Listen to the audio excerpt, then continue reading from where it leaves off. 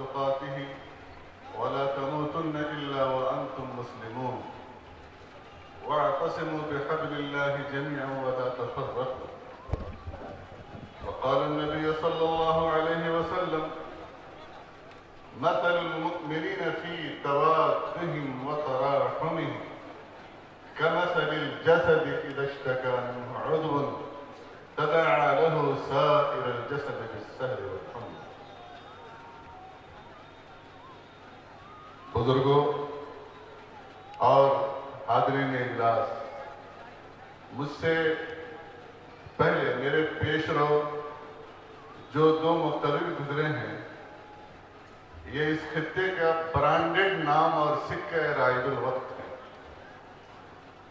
اور ایسے بڑے بڑے برانڈڈ ناموں کے بعد جب آپ کسی طالب علم کو پیش کر دیتے ہیں تو اس غریب کی آبرو اور عزت کا سوال کھڑا ہو جاتا ہے کہ پتہ نہیں اپنی بات کہہ پائے گا یا نہیں کہہ پائے گا۔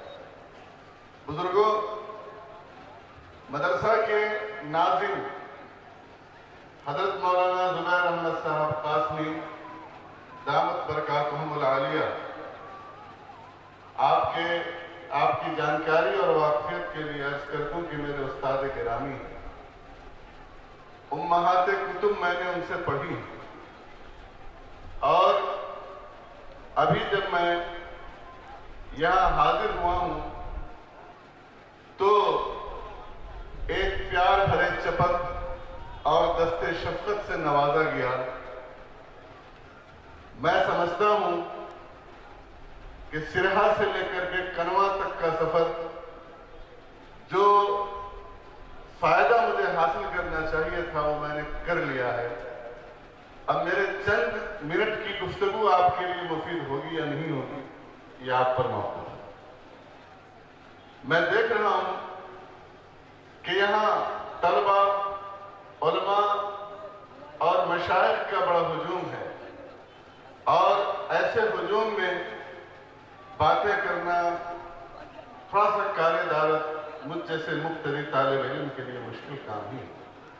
پھر بھی اپنے اساتذہ اور اپنے بزرگوں کا پڑھایا ہوا سبق حتی المقدور آپ کے سامنے دہرانے کی کوشش کرتا ہوں۔ بزرگوں،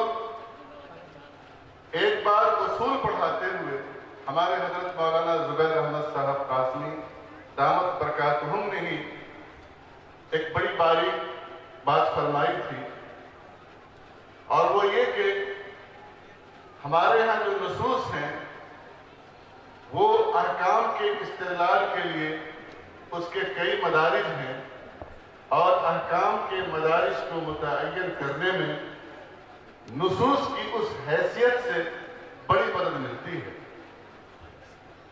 نصوص قطعی الثبوت، قطعی الدلالت، ظنی الثبوت، ظنی الدلالت، ظنی الثبوت، قطعی الدلالت، قطعی الثبوت، ظنی الدلالت، معاف کیجیے کچھ رہ گیا ہوگا۔ یہ آیت جو میں نے پڑھی ہے، وَاعْتَصِمُوا بِحَبْلِ اللَّهِ جَمِيعًا وَلَا تَفَرَّقُوا، علماء اصول، محدثین، مفسرین، فقہاء، ان تمام کی نظر میں ظاہر بات ہے کہ یہ قرآن مقدس کی آیت ہے، تو اس کے قطعی ثبوت ہونے میں تو کوئی شبہ نہیں ہو سکتا، اور اس پر کلام بھی نہیں کیا جا سکتا۔ بزرگوں، تمام مفسرین کا اس بات پر اتفاق ہے کہ یہ آیت قطعی الدلالت بھی ہے، یہ قطعی الثبوت بھی ہے اور قطعی الدلالت بھی ہے، یعنی کہیں سے کسی طرح کی تعویل، تخصیص، اجمال، ابہام، نسخ وغیرہ وغیرہ کسی بھی بات کا اینچ پیچ کا امکان نہیں ہے۔ جس طریقے سے ہم اور آپ جانتے ہیں کہ نماز فرض ہے، روزہ فرض ہے، زکوٰۃ فرض ہے، صاحب استطاعت پر حج فرض ہے، اسی طریقے سے اتحاد و اتفاق جس کا اس آیت کے اندر حکم دیا گیا ہے وہ فرض عین ہے اور امت کے ایک فرد کے اوپر ہے، کیونکہ آیت قطعی الثبوت ہے اور قطعی الدلالت ہے۔ بزرگوں، اسلام کے ایک ایک حکم سے یہ چیز جھلکتی ہے. خود ایک لفظ جسے ہم لا الہ الا اللہ محمد رسول اللہ کہتے ہیں، دخول اسلام کا ذریعہ، گیٹ آف اسلام. مجھے آپ بتائیے کہ اگر کوئی فرد قبول اسلام کے لیے آتا ہے تو آپ اسے کون سا کلمہ کہتے ہیں کہنے کے لیے؟ سارے لوگ وہی کلمہ لا الہ الا اللہ پڑھتے ہیں. آپ مجھے بتائیے کہ جب دنیا کے اندر پہلی بار جاپان کے مشرق سے طلوع ہوتا ہے اور مغربی امریکہ کے الاسکا میں جا کر کے غروب ہوتا ہے، مشرق سے مغرب سے کے بیچ میں جب اذان کی آواز گونجتی ہے صبح سے لے کر کے شام تک، تو وہ کون سی آواز ہوتی ہے؟ کیا اس آواز میں رتی برابر کا بھی کوئی فرق ہوتا ہے؟ اس صدا اور آہنگ میں کوئی فرق ہوتا ہے؟ کوئی فرق نہیں ہوتا ہے. بزرگوں، آپ دیکھیں، نماز ایک اہم ترین عبادت ہے جس کو ادا کرنے کا حکم دیا گیا. یہ بھی کیا جا سکتا تھا کہ مسلمان اپنی سہولتوں کے لحاظ سے جہاں چاہیں، جس جگہ چاہیں فرض نماز ادا کر لیں، لیکن کہا گیا نہیں، اللہ تبارک تعالیٰ کو یہ منظور نہیں ہے، شریعت کو یہ منظور نہیں ہے. مسلمانوں کی اجتماعیت اور اس کے اتحاد و اتفاق کا مظاہرہ ایک بار نہیں، 24 گھنٹے میں کم از کم 5 بار ضرور ہونا چاہیے، اور دنیا کو مسلمانوں کے اتحاد و اتفاق، یگانگت اور معانست کا مظاہرہ دیکھنا چاہیے. بزرگوں، آپ دیکھتے ہیں کہ حج بیت اللہ کے موقع سے کتنے حادثات ہوتے ہیں. دنیا کی بڑی بھیڑ جمع ہوتی ہے، 30-40 لاکھ سے اوپر لوگوں کی آبادی ہوتی ہے. کبھی کبھی 100 200 لوگ حادثے کے شکار ہو جاتے ہیں. ایسا ممکن تھا کہ کہہ دیا جاتا کہ امریکہ کے لوگ جنوری میں حج کریں گے، بھارت کے لوگ فروری میں کریں گے، نیپال کے لوگ مارچ میں کریں گے، لیکن کہا گیا نہیں، یہ مسلمانوں کا عالمی اجتماع ہے. تمام لوگوں کو ایک ہی وقت میں، ایک ہی انداز میں، ایک ہی لباس میں، ایک ہی جگہ اور ایک ہی کلمہ لبیک اللہم لبیک لا شریک لک لبیک ان الحمد والنعمت لک والملک لا شریک لک، یہ ترانہ پڑھتے ہوئے اپنی اجتماعیت کا اور اپنی عبودیت کا اور بندگی کا مظاہرہ کرتے ہوئے ساری دنیا کے مسلمانوں کو اس طریقے سے دکھانا ہوگا.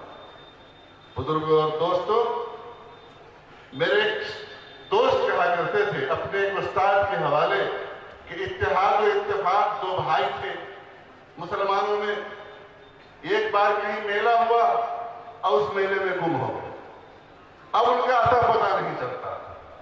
آج امت علاقوں اور خطوں میں تقسیم ہو گئی ہے، جماعتوں میں تقسیم ہو گئی ہے، زبان کی بنیاد پر تقسیم ہو رہی ہے، سیاست کی بنیاد پر تقسیم ہو رہی ہے، تنظیموں کی بنیاد پر تقسیم ہو رہی ہے. اور معاف کیجئے گا، آج کل تو دین کے اور جماعت کے نام پر بھی تقسیم ہو رہی ہے. اور اس سے آگے مجھے معاف کیجئے کہ اصحاب کلہ و دستار اور اصحاب عصا اور کلاه اور سجادہ نشین حضرات جہاں لوگ دوائے دل بیچتے ہیں، دل کے اصلاح کی بات کرتے ہیں، وہاں بھی بہاری نون بہاری جنوب اور شمال کی صدائیں سنائی دیتی ہیں. جو کفر از کعبہ برخیزد کجا مالت مسلمان. بزرگوں، مسلمانوں میں یہ اتنا بڑا عیب پیدا ہو گیا ہے اور شدت اختیار کرتا جا رہا ہے کہ آج آپ ان کی صورتحال بیان نہیں کر سکتے ہیں.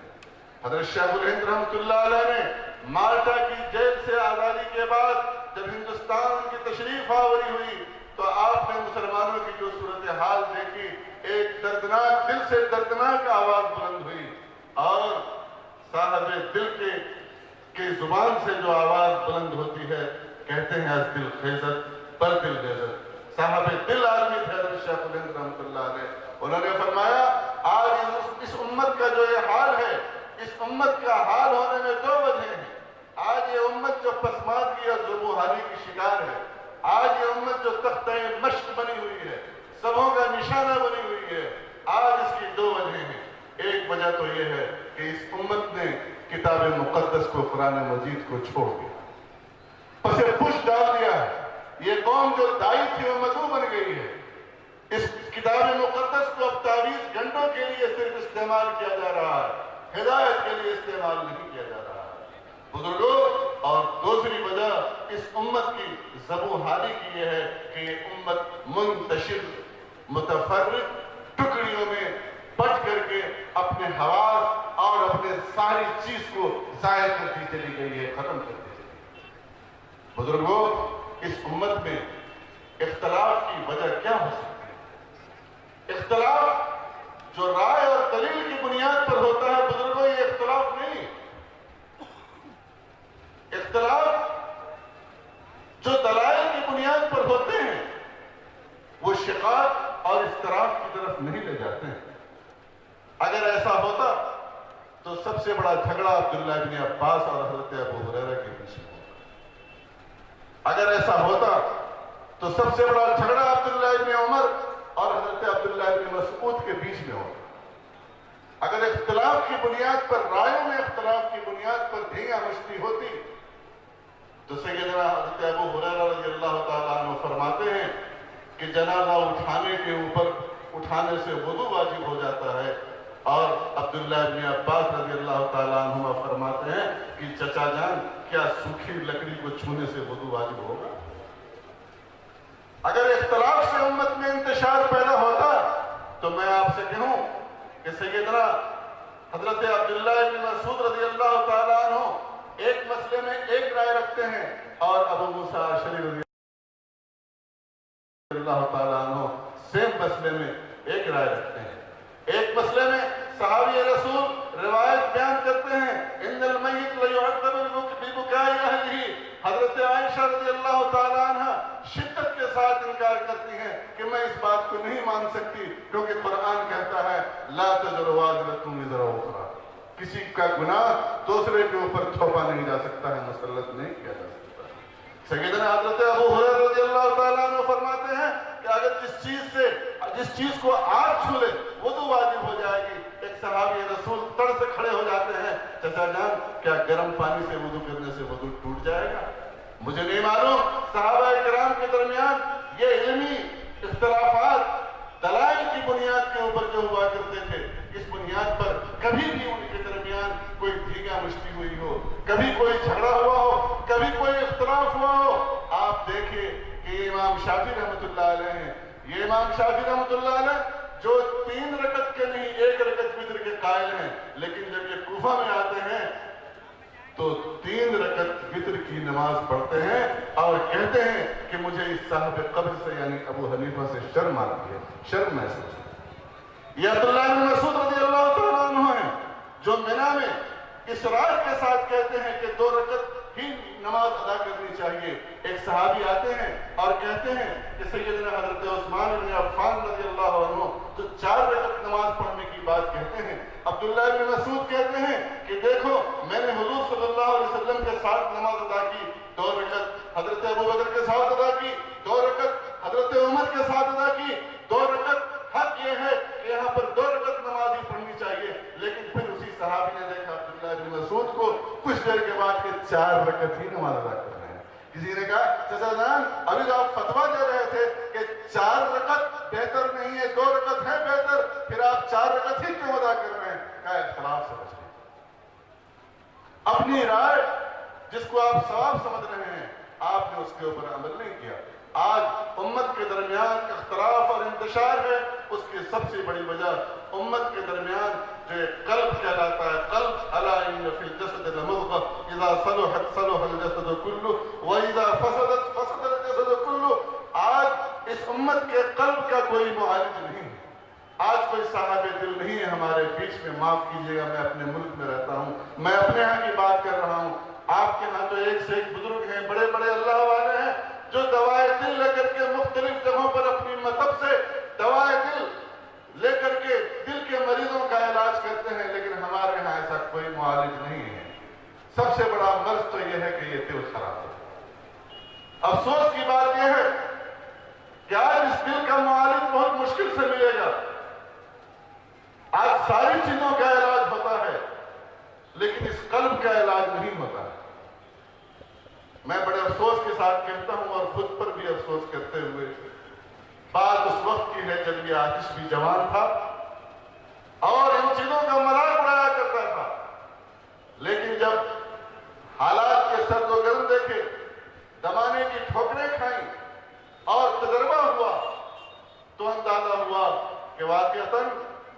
इस चीज को एक मुआलिज की जरूरत है।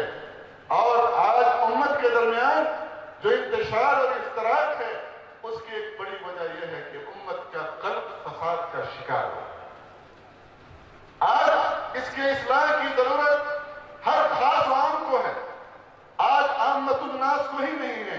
माफ कीजिएगा, असहाब जुब्बा और कलाह को भी है, असहाब दस्तार को भी है, शयूख को भी है और उलमा को भी है, और माफ कीजिएगा हमें और आपको ज्यादा। आज उम्मत के दरमियान एक इदारे वाला दूसरे इदारे वाले की हैसियत कबूल करने के लिए तैयार नहीं, एक तंजीम दूसरी तंजीम के वजूद को कबूल करने के लिए तैयार नहीं है, एक सियासी सरबराह दूसरे सियासी सरबराह को कबूल करने के लिए तैयार नहीं है, एक सज्जादा नशी दूसरे सज्जादा नशी को कबूल करने के लिए तैयार नहीं है, एक साहबजादा मोहतरम एक मखतूमजादा दूसरे मखतूमजादे को कबूल करने के लिए तैयार नहीं है। और बुजुर्गों, एक लीडर की तो बात छोड़ दी,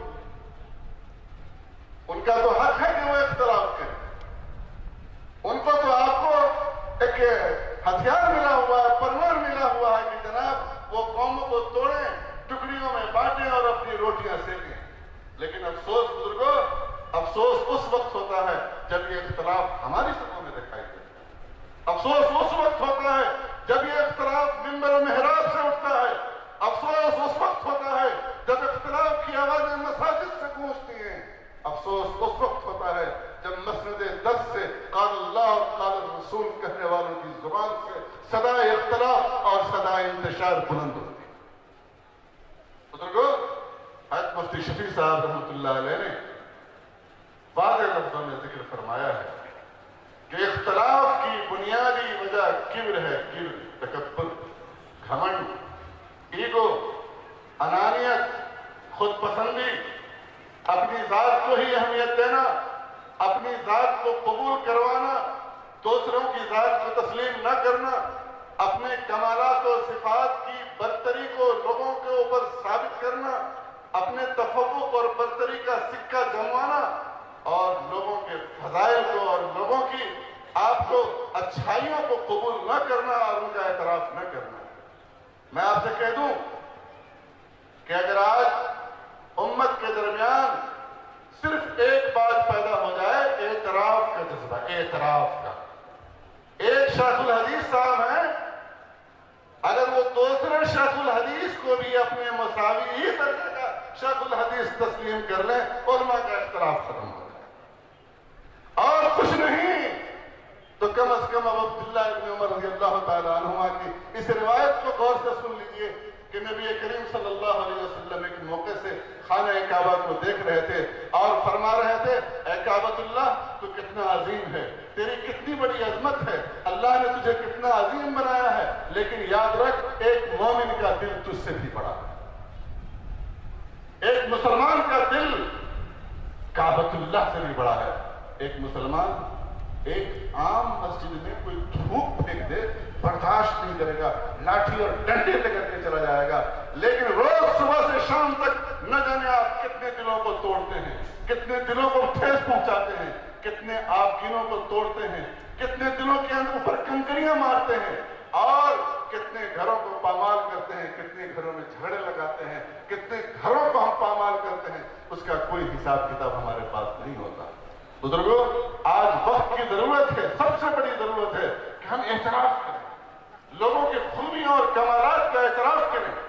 आज ये जश्न 100 साला हो रहा है, मुख्तलिफ मदारिस से लोग आए हुए हैं, हमारे दिल के अंदर और जिगर के अंदर ये बात होनी चाहिए कि वाकईतन मौलाना ज़ुबैर साहब ने, मौलाना इजहार साहब ने और कनवा और इस खित्ते के लोगों ने जो खिदमत अंजाम दी है वो आबेदर से लिखे जाने के काबिल है। यहाँ से निकले, अरे यार इज्तिमा में तो ये खराबी थी, वो खराबी थी, यहाँ के तलबा, यहाँ के असातिज़ा अब लगे तबसरे करने के लिए, नब तो जरा तादील की अब एक ऐसी लंबी फेरिश शुरू हो जाती है कि ऐसा लगता है कि इससे कोई बुरी जगह हमें नहीं मिली है। बुजुर्गों, मिली इत्तेहाद और इत्तेफाक एक बहुत बड़ी जरूरत है, और आज मैं आपसे एक अहम नुक्ते की तरफ इशारा करके आपसे रुखसत होना चाहता हूं। मिली इत्तेहाद क्यों? हमारे मुल्क में हमारी तादाद 30 लाख है, आप अपने मुल्क में शायद 30 करोड़ के आसपास होंगे, अपने मुल्क के अंदर 200 मिलियन नॉट जो बहुत बड़ी आबादी है रुए जमीन में कि इतनी बड़ी आबादी है कि इसकी मिसाल बहुत कम मिलेगी इंडोनेशिया के अलावा। सवाल यह पैदा होता है कि इत्तेहाद क्यों? मान लीजिए पूरी मिल्लत और पूरी कौम मुत्तहिद हो जाती है और एक मैदान में आकर के जमा हो जाती है, उसके बाद आप क्या करेंगे? For what this unity? किस काम की? बुजुर्गों, बिला मकसद का इत्तेहाद वो इत्तेहाद नहीं है, भीड़ है, भीड़। वो भीड़ है। आज जो हम ये देख रहे हैं, ये मजमा इंशाअल्लाह शाम तक ये पिंडाल भर जाएगा। ये मजमा जो हम देख रहे हैं या जो देखेंगे, ये इत्तेहाद नहीं है, ये भीड़ है। ये मुख्तलिफ अजसाम है लेकिन कुलूब मुतफर्रिक। आप 200 मिलियन हिंदुस्तान के मुसलमान, 20 मिलियन नेपाल के मुसलमान अगर एक जगह जमा होते हैं, उनका इत्तेहाद होता है किस मकसद के लिए? बुजुर्गों, मैं सिर्फ दो बात कहूंगा, खालिक की इबादत, मखलूक की खिदमत, इस्लाम इसी का नाम है। हमारा इत्तेहाद अशांति फैलाने के लिए नहीं है, विद्रोह फैलाने के लिए नहीं है, आतंक फैलाने के लिए नहीं, अमनस्ता फैलाने के लिए नहीं है, द्वेष के लिए नहीं है, ईर्ष्या के लिए नहीं है, भाई को भाई से लड़ाने के लिए नहीं है। हमारे और आपका इत्तेहाद इसलिए है कि इस जमीन के ऊपर अल्लाह की उबूदियत और बंदगी को कायम करें, अल्लाह की रज़ाजोई के लिए काम करें और हर वो काम करें जो इस रूए जमीन पर बसने वाले इंसान के काम आता हो, इंसानों के काम आता हो। हम हर वो काम करें।